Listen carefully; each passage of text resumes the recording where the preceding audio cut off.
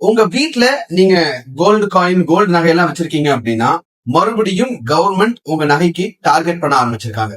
இந்தியர்கள்ட்ட 30,000 ton அளவுக்கு gold இருக்கு. அவங்க வீட்டு லாக்கர்லயோ இல்ல பேங்க் லாக்கர்லயோ சும்மா தான் வச்சிருக்காங்க. அதை வெளியே கொண்டு வரணும். அதுக்கு ஒரு ஸ்கீம் கொண்டு வரணும். கோல்டு மானிட்டைசேஷன் ஸ்கீம் 2.0 அப்படின்ற ஸ்கீமை கொண்டு வரணும் அப்படின்ற ஒரு பிளான்ல இருக்காங்க.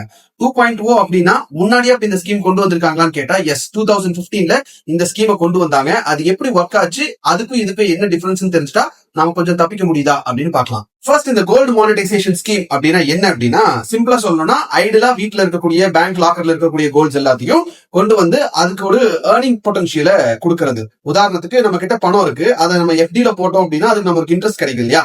அதே மாதிரி நம்ம சும்மா வச்சிருக்கிற கோல்டுக்கு ஒரு இன்ட்ரெஸ்ட் கொடுக்கறது அப்படின்றது தான் இந்த ஸ்கீமுடைய நோக்கம். இப்ப இவங்க பிளான் பண்றது கோல்ட் மானிட்டைசேஷன் ஸ்கீம் 2.0 சொன்னேன். 2015ல இதே ஸ்கீம் இருந்தது. அது எப்படி இருந்தது அப்படின்னா, நீங்க உங்ககிட்ட இருக்கக்கூடிய கோல்ட கொண்டு போய் கொடுத்தீங்க அப்படின்னா ஃபர்ஸ்ட் பேங்க்ல அதோட பியூரிட்டியை டெஸ்ட் பண்ணுவாங்க. நகைய கொடுத்தீங்க அப்படின்னா அதுல இருக்கக்கூடிய ஸ்டோன்ஸ் இம்பியூரிட்டிஸ் எல்லாம் ரிமூவ் பண்ணிட்டு அந்த கோல்ட 995 பியூரிட்டிக்கு கொண்டு வருவாங்க. ஏறக்குறைய ஒரு 24 கேரட் கோல்டுக்கான பியூரிட்டிக்கு கொண்டு வருவாங்க. கொண்டு வந்ததுக்கு அப்புறம் பேங்க்ஸ் வந்து உங்க பேர்லயே அந்த கோல்ட டெபாசிட்டா எடுத்துப்பாங்க. அந்த டெபாசிட்டுக்கு 0.05%, அதாவது 0.5% இருந்து 2.5% வரைக்கும் ஒவ்வொரு வருஷமும் வட்டி கொடுப்பாங்க.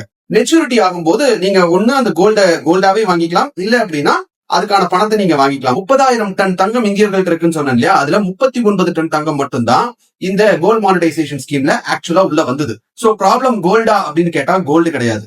பேங்க்ஸ் மேல நம்பிக்கை இல்லை. அதையெல்லாம் தாண்டி கோல்டுங்கிறது ஒரு எமோஷன், ஒரு செக்யூரிட்டி. எனக்கு அது ஒரு ஃபேமிலி பேக்கப். அதை நான் கொண்டு போய் கொடுத்துட்டு 2% வட்டிக்கு என்னால ட்ரேட் பண்ண முடியாது அப்படிங்கிறது முக்கியமான பாயிண்டா இருந்தது. பேங்க்ஸ் தானே மக்கள் நம்ப மாட்டேங்கிறாங்க.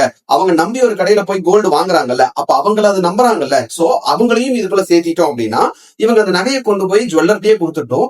ஜுவல்லர் ஒரு டீலர்ட்ட கொடுப்பாரு. அவரு பியூரிட்டியை செக் பண்ணி பேங்க்ல டெபாசிட் பண்ணுவாரு. அந்த பணத்துல இருந்து வட்டி யார் நகை கொடுத்தாங்களோ அவங்களுக்கு போகும் அப்படிங்கறது ஆக்சுவல் பிளான். இப்போ ஜுவல்லர்ஸ் மூலமா போனோம் அப்படின்னா அதுக்கு ஜுவல்லர்ஸுக்கு ஒரு சர்வீஸ் ஃபீ கிடைக்கும். அதை தாண்டி ஜுவல்லர் வந்து பேங்க் இருந்தானே நகையெல்லாம் செய்யறதுக்கு கோல்டு வாங்குறாங்க. அப்போ இந்த கோல்டே அவங்க வாங்கிக்க முடியுங்கிறதுனால அவங்களால ரீசைக்கிள் பண்றதுங்கிறது ரொம்ப ஈஸியா இருக்கும். நம்ம நகைக்கடையில நகையெல்லாம் செய்யறதுக்கு கோல்டை இம்போர்ட் பண்ண வேண்டியது இல்ல, இந்தியாவுக்குள்ள இருக்கக்கூடிய கோல்டையே ரீசைக்கிள் பண்ணலாம் அப்படிங்கறது ஆக்சுவல் பிளான். எந்த சார்ஜஸும் இல்லாம டைரக்டா கோல்ட கொண்டு போய் பேங்க்ல கொடுத்து இந்த கோல்டு மானிட்டைசேஷன் ஸ்கீமை கொண்டு வந்தப்பவே அது ஃபெயிலியர். இதுக்கு இடையில நகை கடைக்காரங்களையும் உள்ள கொண்டு வந்து அவங்களுக்கு ஒரு சர்வீஸ் சார்ஜ் எல்லாம் கொடுக்குற மாதிரி இருக்கு அப்படின்னா யார் கொண்டு வருவாங்கன்னு நீங்க நினைக்கிறீங்க? உங்ககிட்ட வீட்டுல நீங்க கோல்டு வச்சிருக்கீங்க அப்படின்னா அதை நீங்க இந்த ஸ்கீம்ல கொண்டு போய் டெபாசிட் பண்ணுவீங்களான்றத கமெண்ட் பண்ணுங்க.